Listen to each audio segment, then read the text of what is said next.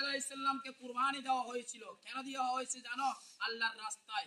এই কুরবানির জন্য অনেক ইতিহাস আছে। শুধু কুরবানি দিলে কুরবানি কবুল হবে না।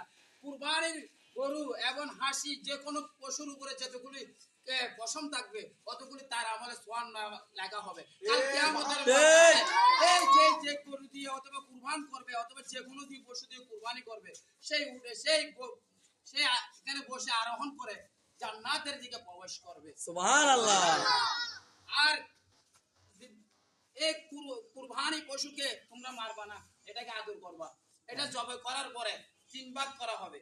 1 ভাগ ফকির মিসকিন, 1 ভাগ নিজেদের জন্য, 1 ভাগ আত্মীয় স্বজনের জন্য। অনেক মানুষ আছে কুরবানি পশু জবাই দিয়ে কিছু দিয়ে আর কোনো সব ফ্রিজে ভিতরে রেখে দেয়, কিন্তু ঠিক তার আর দাম বাড়বে না তাই বললাই। ঠিক আছে, সেজন্য 3 দিনের ভিতর কুরবানির মাংসটা মানুষদের গুলো দিয়ে দিতে হবে, নিজেরটা রেখে খেতে পারবো না।